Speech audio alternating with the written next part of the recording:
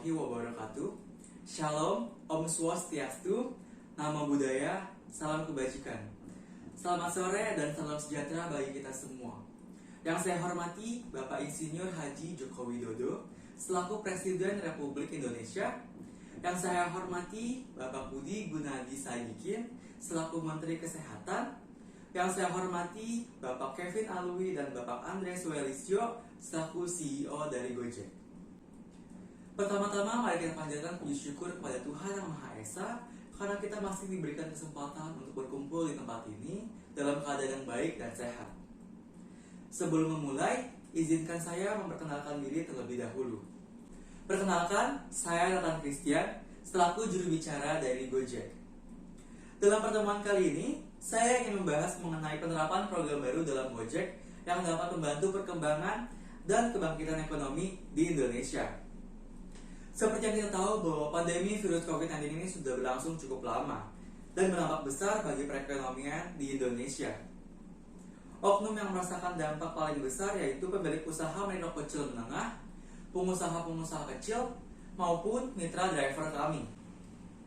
UMKM yang mendapatkan penghasilan utamanya dengan berjualan dan penyediaan jasa mengalami masa-masa kesulitan karena adanya pembatasan sosial guna menekan jumlah angka penularan COVID-19. Sebagai jalan keluar agar UMKM dapat terus berjalan dan mitra driver kami mendapatkan pemasukan, maka kami membentuk program J3K yang memiliki arti jaga kesehatan, jaga kebersihan, dan jaga keamanan. Program ini dibentuk agar baik mitra driver maupun konsumen merasa aman dan nyaman selama menggunakan pelayanan kami. Program J3K mengharuskan mitra driver untuk melaksanakan protokol kesehatan dengan ketat, mulai dari kewajiban untuk mendapatkan vaksin, penggunaan masker setiap saat, melakukan pengecekan kesehatan secara rutin, dan melakukan disinfektasi secara berkala. Program ini diwajibkan untuk seluruh mitra driver GoRide, GoCar, GoFood, dan GoSend. Berikut video penerapan program J3K yang telah kami laksanakan.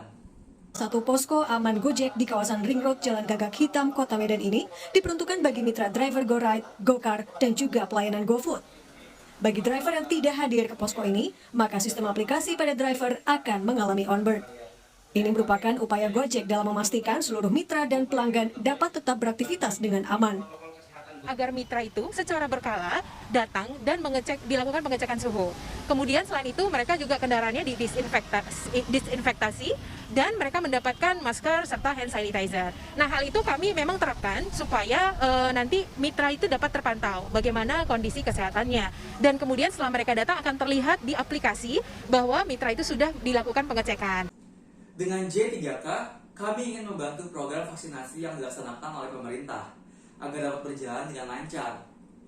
Oleh karena itu, kami ingin meminta bantuan pemerintah untuk menyediakan dosis vaksin untuk mitra driver kami, agar program vaksinasi maupun program J3K dapat berjalan dengan baik. Selain itu, selama masa pandemi ini terjadi lonjakan dalam penggunaan e-commerce sebagai alternatif untuk berbelanja kebutuhan sehari-hari masyarakat. E-commerce ini melonjak karena cara pemasaran yang mudah dan praktis, serta tentunya banyak diskon dan potongan harga yang ditawarkan. Lonjakan ini juga dialami oleh aplikasi GoFood sebesar 30%. Tidak hanya GoFood, GoSend juga mengalami lonjakan pengguna selama masa pandemi ini. Hal ini terjadi karena UMKM mulai memasuki pasar online yang membuat e-commerce semakin digemari oleh masyarakat.